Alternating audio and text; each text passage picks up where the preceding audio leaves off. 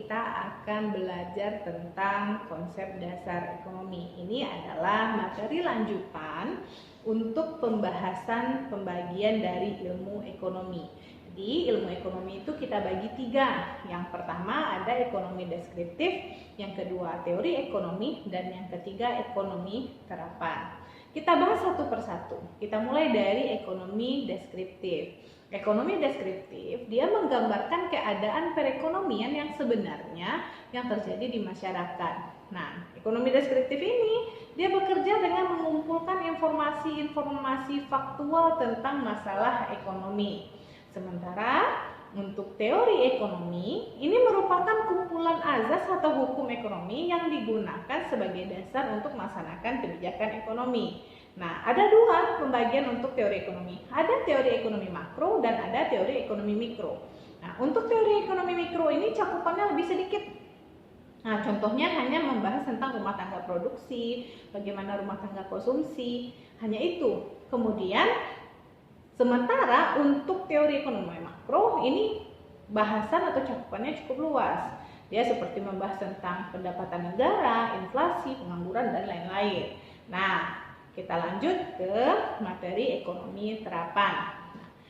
Ekonomi terapan ini merupakan cabang ilmu ekonomi yang menggunakan hasil kajian ilmu ekonomi untuk menjelaskan fakta-fakta yang dikumpulkan oleh ekonomi deskriptif. Itu tadi tentang pembagian ilmu ekonomi. Kita next lanjut tentang cabang ilmu ekonomi. Yang pertama adalah ilmu ekonomi moneter.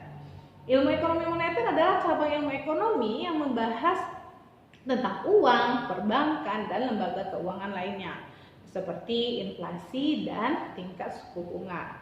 Sementara untuk cabang ekonomi selanjutnya adalah ilmu ekonomi publik. Ilmu ekonomi publik ini adalah cabang ilmu ekonomi yang membahas tentang kebijakan pemerintah dalam perekonomian. Hal-hal yang dibahasnya adalah seperti APBN, APBD, perpajakan, dan utang pemerintah. Nah, kemudian ada ekonomi industri. Nah, ekonomi industri ini adalah cabang ilmu ekonomi yang memfokuskan pembahasan pada interaksi berbagai perusahaan dalam satu industri. Kita lanjutkan untuk cabang ilmu ekonomi yang keempat adalah ilmu ekonomi internasional. Nah, ilmu ekonomi internasional ini adalah cabang ilmu ekonomi yang membahas tentang kegiatan perekonomian antar bangsa dan antar negara. Sementara untuk ilmu ekonomi regional, ini adalah cabang ilmu ekonomi yang membahas tentang interaksi ekonomi antar wilayah dan proses perkembangan suatu wilayah.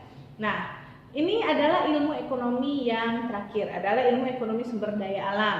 Ini merupakan cabang ilmu ekonomi yang membahas masalah dan alokasi sumber daya alam yang optimal menurut ekonomi. Nah, pokok bahasan pada ilmu ekonomi ini diantaranya adalah alternatif atau eksternalitas positif dan eksternalitas negatif. Nah, dan ilmu ekonomi sumber daya atau SDM ini adalah cabang ilmu ekonomi yang membahas faktor produksi tenaga kerja. Pembahasan pada cabang ini contohnya pengangguran, upah minimum, dan tingkat pendidikan calon tenaga kerja. Yang terakhir ini adalah ilmu ekonomi syariah. Apa itu ilmu ekonomi syariah? Ini adalah cabang ilmu ekonomi yang bertujuan untuk menerapkan ekonomi Islam. Pokok pembahasan dalam cabang ilmu ekonomi adalah bagi hasil riba dan zakat. Nah, next kita bahas tentang ekonomi syariah. Nah, apa itu ekonomi syariah? Menurut M.A. Manan, ekonomi syariah itu merupakan ilmu pengetahuan sosial yang mempelajari masalah-masalah ekonomi yang dilihat dengan nilai-nilai Islam. Nah, ekonomi Islam ini tidak serta-merta ditujukan kepada orang muslim saja, tetapi juga kepada non-muslim. Karena di dalam Islam tidak ada larangan bagi umatnya untuk bertransaksi atau melaksanakan kegiatan perekonomian dengan yang non-muslim. Nah, apa ciri-ciri sistem ekonomi syariah? Yang pertama, kepemilikan faktor-faktor produksi. Kepemilikan perorangan atas faktor-faktor produksi lain, namun pemanfaatannya harus sesuai dengan kehendak pemberi amanah, yaitu kehendak dari Allah Subhanahu wa taala.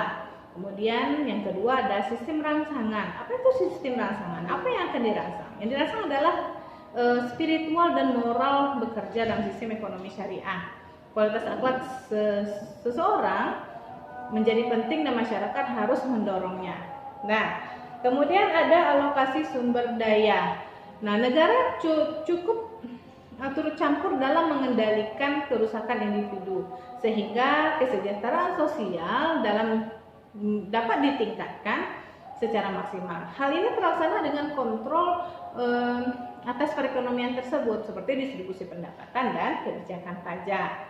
Nah, untuk ciri yang keempat adalah jaminan sosial dan program penanggulangan kemiskinan. Nah, keadilan sosial sangat penting sehingga negara dapat mengambil kebijakan pemerataan manfaat antar individu. Dan yang terakhir adalah penghapusan riba dan implementasi zakat. Penghapusan riba tidak hanya sebatas menghapus sistem bunga saja dengan bagi hasil, tetapi juga bebas dari eksploitasi. Nah, sementara itu, zakat merupakan instrumen kebijakan yang sah dan tujuannya mendistribusikan kekayaan dari yang berada atau yang sedikit pendapatannya berlebih kepada kelompok fakir miskin.